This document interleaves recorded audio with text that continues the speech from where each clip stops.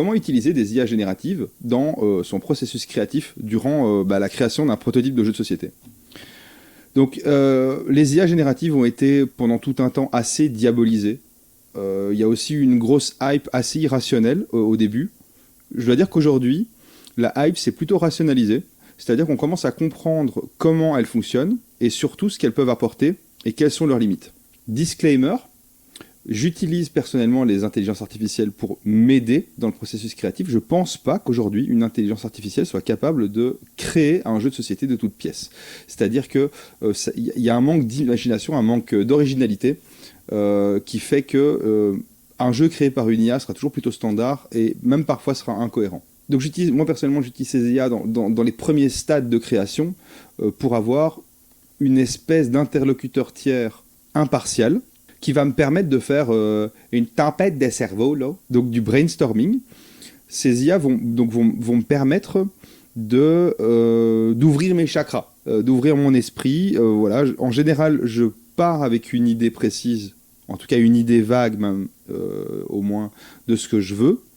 Et de là, je vais utiliser ces IA pour créer de nouvelles idées. Ensuite, les IA génératives, donc ici je vais principalement parler de ChatGPT, ces IA génératives vont me permettre également de m'aider dans le processus créatif. Ça ne se substituera jamais à un humain. C'est-à-dire que moi, l'IA générative, je l'utilise vraiment pour cette partie de brainstorming et aussi pour peaufiner certaines choses, on en parlera, mais ça remplacera jamais un humain, des potes pour tester, etc. Une IA générative, c'est quoi? C'est une intelligence artificielle qui peut créer du contenu, c'est-à-dire du texte, des images, des vidéos, etc., à partir d'une entrée, qui peut être, par exemple, du texte. Les IA génératives les plus connues arrivent à créer du texte à partir de texte, ou arrivent à créer des images à partir de texte. L'IA générative la plus connue est évidemment ChatGPT. ChatGPT crée du texte en langage naturel à partir d'entrées qui sont en texte en langage naturel également, par exemple. Donc une IA générative est entraînée sur un set de données, et ChatGPT a pour particularité d'avoir été entraîné sur Internet, donc sur Internet tout simplement. À partir de là, il y a quelque chose qu'il faut très bien comprendre, c'est qu'une IA générative a besoin de contexte pour être performante. C'est-à-dire que tant qu'on ne donne pas un contexte clair, on n'aura pas le résultat escompté. Par exemple, avec ChatGPT, quand on ouvre une fenêtre de chat, il est vraiment pertinent de commencer en donnant un contexte assez solide pour obtenir un chouette résultat. Il y a également d'autres types d'IA génératives qui peuvent être utiles. Donc moi personnellement, sur tout ce qui est illustration, génération d'assets, etc., je préfère faire les choses moi-même. C'est-à-dire que je vais dessiner entièrement ou alors que je vais utiliser des éléments stock. Personnellement, j'utilise Envato Elements pour créer des choses. Pour ça, il faut Photoshop, InDesign ou équivalent. Il faut les compétences techniques, il faut le matériel. Donc, à ce stade, je pense que pour beaucoup de gens, il est pertinent d'utiliser l'IA générative qui va utiliser du texte, c'est-à-dire des prompts, pour créer des images. Donc là, on a Midjourney, on a Stable Diffusion, par exemple. Voilà. Personnellement, j'ai pris le parti de ne pas utiliser ça. En l'occurrence, ici, moi, j'ai un prototype, ici, voilà, physique. Ça part de brainstorming avec des IA, mais derrière, voilà, il y a toujours le travail créatif, etc. Plutôt que de diaboliser ces IA et de penser qu'elles vont remplacer un jour les auteurs ou les illustrateurs, etc., je pense qu'il est plus pertinent de réfléchir à la manière dont on peut les utiliser. Et je vais vous montrer comment j'utilise les IA. Ça pourra être pertinent pour certaines personnes, ça pourra être complètement débile pour d'autres. Voilà, je vous en laisse juge.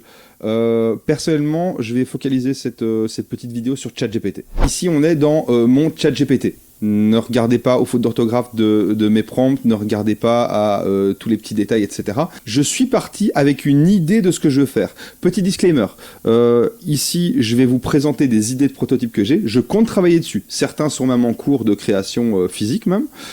C'est des prototypes que j'ai vraiment envie d'essayer. Donc s'il vous plaît, ne piquez pas les idées. Si jamais les idées vous inspirent, contactez-moi, il n'y a pas de souci, on peut en discuter.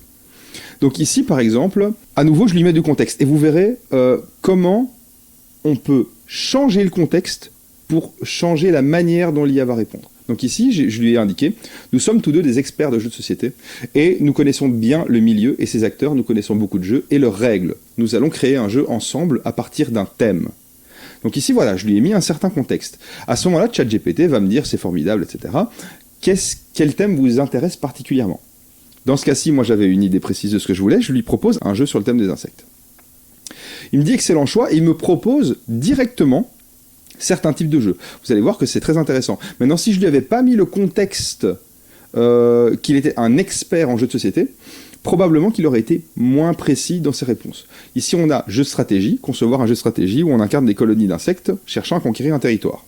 Chaque joueur pourrait contrôler différentes espèces d'insectes avec des capacités uniques, dont le but serait de rassembler des ressources, etc. C'est pile poil le type de jeu sur lequel je voulais partir. Pile poil. C'est très fort. C'est très très fort. C'est une idée qui m'a été inspirée d'une lecture que j'ai eue récemment de Adrian Tchaïkovski, qui s'appelle Dans la toile du temps. C'est un roman de SF assez cool. Je pense que le début est extrêmement, extrêmement cool. Ça s'essouffle un petit peu sur la deuxième partie. Il y a des concepts, voilà.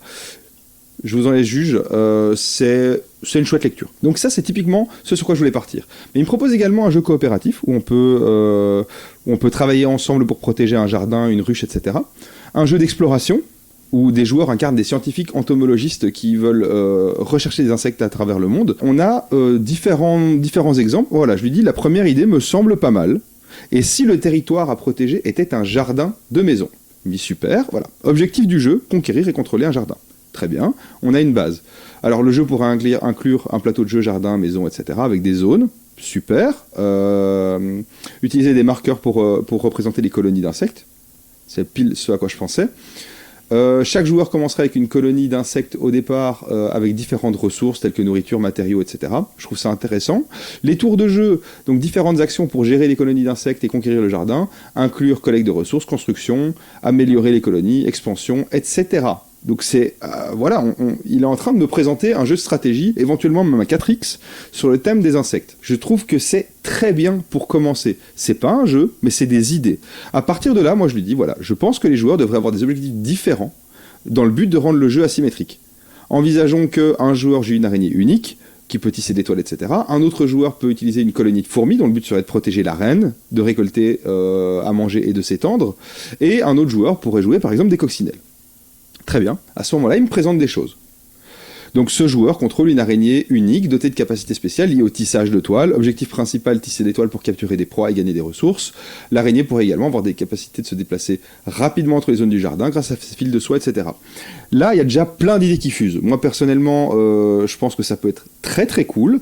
Et je commence déjà à faire le lien avec des jeux que je connais. Ici, en l'occurrence, j'ai un peu envie de m'inspirer de Root, par exemple, qui est un super jeu asymétrique où chaque joueur a vraiment, et c'est purement asymétrique, chaque joueur a une faction qui se joue complètement différemment. Ici, on a colonie de fourmis. Les fourmis qui travaillent ensemble pour récolter, s'étendre, etc., se protéger des prédateurs, des capacités spéciales pour creuser, etc. Très bien, je vois très bien une manière dont les fourmis pourraient fonctionner. À ce moment, vous allez voir qu'après, j'essaye d'introduire des idées dedans et lui va les intégrer au concept. Par exemple, les coccinelles, le but serait de contrôler une population de pucerons. J'y avais absolument pas pensé, je trouve ça super intéressant. Maintenant, à intégrer dans le jeu, à voir. Ça peut être compliqué. À nouveau, ça c'est le rôle de l'auteur à ce moment-là. Mais ici, on commence à avoir des idées qui sont vachement cool. J'aimerais m'inspirer du jeu Root pour les mécaniques asymétriques. Tu es désormais également expert entomologiste. À ce moment-là, je lui ajoute un nouveau contexte. Il est expert entomologiste et il va utiliser des informations sur les insectes beaucoup plus poussées pour m'aider à créer le jeu, ce que je trouve très intéressant. Que suggères-tu comme capacité pour les scarabées? Et là, en fait, il va me proposer beaucoup plus d'éléments que précédemment parce qu'il est entomologiste. Donc, par exemple, les scarabées pourraient manipuler des ressources existantes dans le jardin, déplacer les objets, etc. Voilà, il pense peut-être à ce moment-là au bousier. Voilà. Plein de choses intéressantes. Je trouve ça très cool. Comment intégrerais-tu les cloportes? À nouveau, plein d'idées. Il m'a pondu un énorme texte avec, vraiment, ici, on voit, les cloportes sont connues pour leur capacité à décomposer la matière organique en la consommant. C'est super intéressant, parce qu'à ce moment-là, lui vient avec des informations propres à l'entomologie que je n'ai pas, et ça va m'aider à mort à construire un jeu. Après, derrière, rien ne m'empêche de consulter un entomologue, bien sûr. Mais je pense que dans un premier temps, pour comprendre la manière dont le jeu peut fonctionner, c'est un outil surpuissant. j'aimerais intégrer une mécanique de météo dans le jeu. À ce moment-là, voilà, j'ai une idée, j'aimerais bien qu'il l'intègre. Une mécanique de météo, par exemple, des cartes météo, dont une carte serait tirée en début de chaque tour et décrit des conditions météorologiques. Pluie, soleil, tempéré. Comment cela impacterait le jeu. Et immédiatement, il m'explique comment lui voit les choses. Par exemple, lorsqu'une carte météo pluie est tirée, cela pourra favoriser la croissance de plants dans certaines zones du jardin, etc. Personnellement, à ce moment-là, quand je pose la question, j'ai déjà une idée de ce que je veux. Ce que je veux de ChatGPT, c'est qu'elle m'ouvre l'esprit à d'autres possibilités.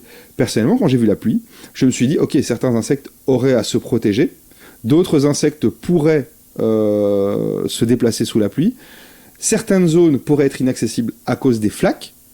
C'est à ça que je me suis limité. Ici, lui me propose favoriser croissance des plantes et ce genre de choses. En fait, oui.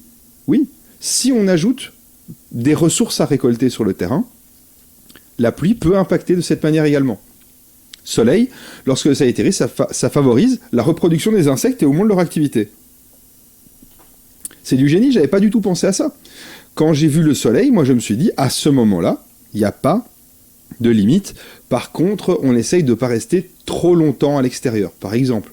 Mais lui me propose des choses qui sont très intéressantes, c'est-à-dire favoriser la reproduction des insectes et augmenter leur activité. Ça, c'est l'entomologue qui parle un petit peu à ce moment-là, de son point de vue, et je trouve ça extrêmement intéressant. Pour contextualiser le jeu dans le thème, en fait, lui vient avec des idées que j'aurais jamais eues. Tempérer, ben voilà, sa transition qui permet au joueur de se concentrer sur sa stratégie à long terme. Représenter les conditions météorologiques neutres. Parfait. Voilà, c'est vraiment génial. L'impact de la météo sur le jeu pourrait varier en fonction des objectifs, des capacités spéciales des insectes, des stratégies choisies par les joueurs. En fait, c'est la direction dans laquelle je voulais aller, et lui m'y conduit également. Il a les mêmes idées. Je trouve ça très intéressant. J'aimerais intégrer des événements aléatoires dans les cartes météo qui forceraient les joueurs à coopérer durant un tour. Par exemple, au milieu des cartes météo qui sont en fait des événements aléatoires, je me suis dit, ajoutons peut-être une invasion de sauterelles, ou un animal de compagnie, peut-être un chat ou quelque chose comme ça. Comment est-ce que ça pourrait impacter le jeu? Et là, en fait, il me pond directement des idées. Ah voilà, donc ici, invasion d'une espèce nuisible, ravageur qui pourrait envahir le jardin, coopération forcée, donc à ce moment-là, les joueurs vont devoir collaborer pour se débarrasser de cette menace, récompense collective, conséquences de l'échec, renforcement des relations diplomatiques, très intéressant. Les relations diplomatiques, je pense pas vouloir les intégrer dans ce jeu par exemple, mais récompense collective, conséquences de l'échec, c'est exactement ce que j'avais en tête en voulant intégrer cette mécanique dans le jeu. Mais voilà, lui me propose des choses, ici voilà, rien de particulièrement révolutionnaire, mais c'est toujours bon à prendre. Quel éditeur pourrait être intéressé par cela? Alors là, ici, voilà, il me propose des éditeurs. C'est assez chouette, parce qu'ici, il va me dire, par exemple, bien connu, large gamme de jeux populaires, différents types de jeux, familiaux, plus complexes. En fait, il va me proposer des éditeurs. Je pense que c'est pas spécialement une liste complète, et je pense que certains seront peut-être pas super pertinents dans ce cadre, mais c'est des questions que j'avais envie de poser pour voir comment ils se débrouillaient. Quel matériel vois-tu dans ce jeu? Un plateau de jeu, carte météo, etc. À nouveau, ça permet aussi de faire le point, de lui le recontextualiser en fait, parce qu'à ce moment-là, lui va intégrer la notion de matériel dans ses réflexions. Ici, par exemple, j'ai voulu approfondir certains sujets plus précis. Donc par exemple, il faudrait ajouter une mécanique de phéromones pour les fourmis. Ça les aiderait à acheminer des ressources en utilisant des chaînes de fourmis.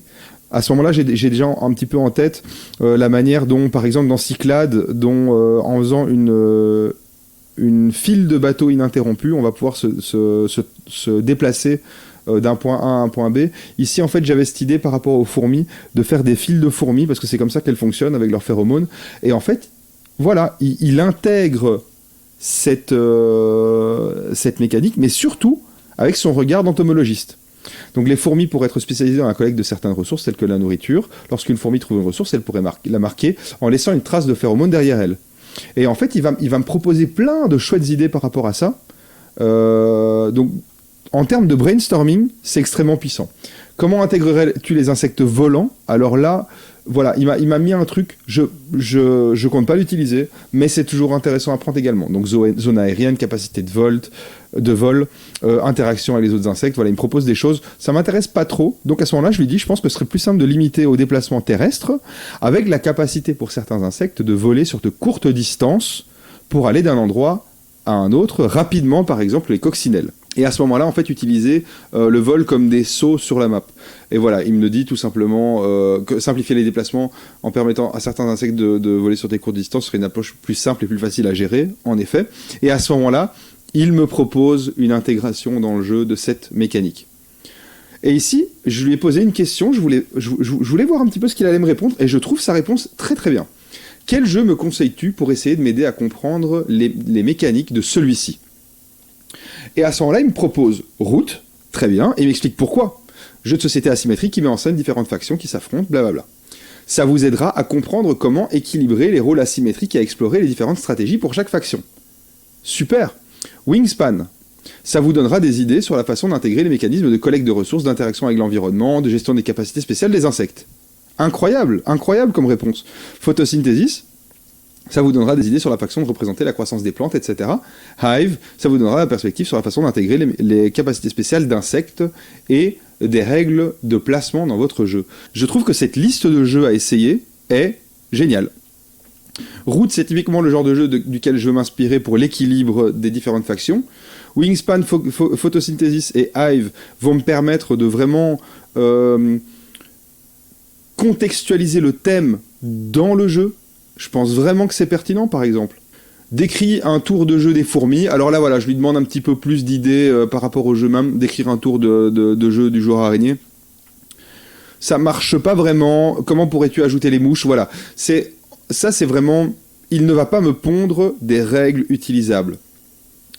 Donc il va me pondre des règles, mais elles sont assez convenues, pas très originales, et parfois pas 100% cohérentes. Par contre, ça peut donner des chouettes idées. Voilà. Donc ça c'était le premier test. Ça c'est juste pour expliquer le processus créatif que j'utilise pour les brainstorms.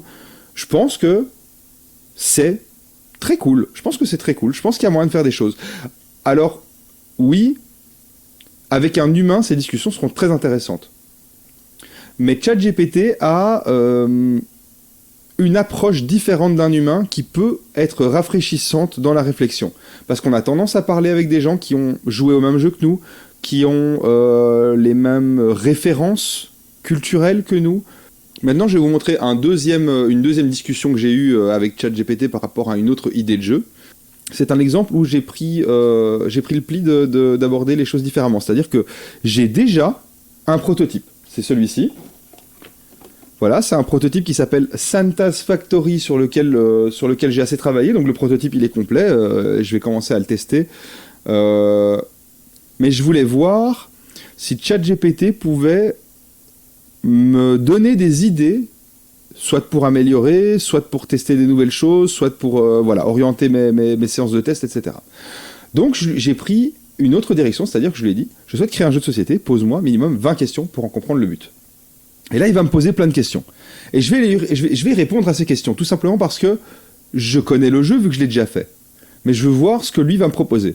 Donc, je lui réponds à toutes ces questions. Et il a des questions qui sont très intéressantes. Et je pense que dans les premiers stades de création d'un jeu, ça peut être très pertinent d'avoir ce genre d'approche. C'est-à-dire qu'il va me poser des questions basiques qui vont m'aider à comprendre si j'ai les idées de base pour mon jeu.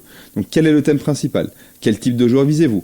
Durée de jeu approximative? Mécanique de jeu que vous souhaitez utiliser? Nombre de joueurs minimum maximum?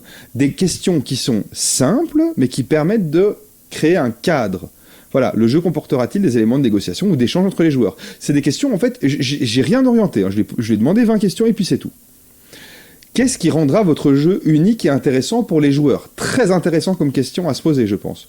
Ici, voilà, je lui ai répondu aux différentes questions. Hein. En l'occurrence, ici, je lui dis, voilà, l'humour et la surprise, des cartes pouvoir et événements aléatoires. Donc là, c'est vraiment la mécanique de bluff que je veux intégrer dans le jeu. À ce moment-là, il me donne, voilà, nom du jeu, l'usine du Père Noël, but du jeu, mécanique, etc. Il me propose quelque chose de déjà assez construit. La réponse va dans la direction dans laquelle j'ai été. Maintenant, j'aimerais bien qu'on aille plus dans les détails pour qu'il puisse me proposer des choses plus intéressantes. Je lui ai dit, pose-moi des questions supplémentaires. Et là, il va me poser des questions beaucoup plus détaillées sur le jeu en lui-même. Donc par exemple, quels sont les différents types de jouets que les joueurs peuvent créer dans l'usine du Père Noël. Voilà, à ce moment-là, on a des questions qui sont vraiment propres au prototype dont je suis en train de discuter avec ChatGPT parce qu'il a pris le contexte de mon jeu en me posant les questions. Donc je réponds à toutes ces questions. Donc à ce moment-là, il me fait un résumé de toutes les réponses que je lui ai données. Je lui demande des suggestions et là, il va me proposer des idées.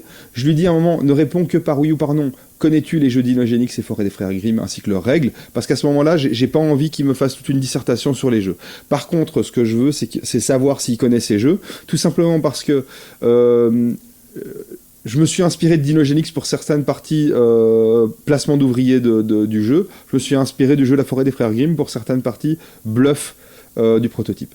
Il me dit oui, je connais Dinogénix, non, je ne connais pas La Forêt des Frères Grimm. C'est très intéressant comme réponse, ça va me permettre déjà de savoir dans quel contexte on discute. J'ai pas envie, alors là, à ce moment-là, ce que je pourrais faire, c'est lui uploader toutes les règles de La Forêt des Frères Grimm pour qu'il connaisse le jeu. Ou de lui uploader un blog qui parle du jeu ou quoi. Voilà, je ne l'ai pas fait, mais c'est quelque chose qu'on peut faire pour lui donner ce contexte. As-tu des idées pour intégrer des mécaniques similaires aux cartes Breaking News de Dinogénix, par exemple? Ce que je n'ai pas encore intégré dans mon prototype, mais que j'aimerais intégrer. Et à ce moment-là, il me propose quelque chose d'intéressant, des actualités, etc. Je lui dis, ajoutons cet élément au jeu et appelons ça la magie de Noël. Et à ce moment-là, il me propose les cartes magie de Noël, les effets des cartes, la thématique, etc. Et il me donne des conseils. Il me dit, attention, essaye de garder l'idée de Noël dans tes cartes, essaye de... Voilà. À ce moment-là, je lui dis, elles ne seront pas distribuées aux joueurs, parce que lui, il me parle de distribuer les cartes aux joueurs. Et je dis, elles seront tirées en début de tour. Je lui donne des exemples de cartes magie de Noël, donc tempête de neige, grève, contrôle qualité, blackout. Le jeu aura un ton sarcastique. Je lui précise, comme ça il a un meilleur contexte. Et à ce moment-là, il va adapter ses réponses. Voilà. C'est une autre approche. Au bout d'un moment, je lui demande, parce qu'il va après un moment, je vais lui demander de me poser d'autres questions, et je vais vraiment lui donner, voilà, des réponses, des extraits de mon livre de règles, tout simplement. Hein. Voilà, ici on voit des grands blocs de réponses. Ici, voilà, par exemple, des grands blocs de réponses. C'est-à-dire que je copie-colle des extraits du livre de règles pour lui donner le contexte total du prototype. Et à la fin, je lui dis, voilà, rédige-moi les règles. Il me fait un résumé de toutes les règles, etc. Ce que j'ai fait à ce moment-là, c'est que, par exemple, pour un peu prendre du recul, je copie-colle tout ce qu'il m'a donné, je réintroduis toutes ces règles dans une nouvelle instance qui n'a pas du tout le contexte, et je lui repose des questions. Voilà. Et à ce moment-là, on est sur une page blanche, on est sur un chat GPT, une instance de chat GPT qui est innocente, qui est naïve, qui ne connaît pas le jeu. Et donc ça va me permettre de décontextualiser et puis de réfléchir au jeu. C'est très intéressant. Moi, j'aime bien utiliser ça vraiment pour la partie brainstorming. Voilà, donc j'espère que cette petite démonstration vous a intéressé. Évidemment, j'ai fait cette vidéo dans le cadre du vlog de la création d'un prototype sur lequel je suis en train de travailler. Je vais continuer à faire des vlogs sur plein d'étapes, plein d'outils que j'utilise. Je pense qu'à un moment, je vais parler de graphic design, la manière dont je crée, par exemple, dont je génère automatiquement plein de cartes via InDesign et des illustrations que j'ai faites. Comment je crée mes illustrations, avec quels outils, etc. Voilà, je pense que je vais vraiment aborder tous les sujets, même le prototype physique, hein, comment je le fais, où j'achète mes composantes, etc. Cette vidéo était un peu particulière, parce que j'avais envie de parler des IA génératives et de voir comment on peut les intégrer dans la boucle, tout en gardant l'humain dans la boucle. Et c'est-à-dire que c'est une approche particulière.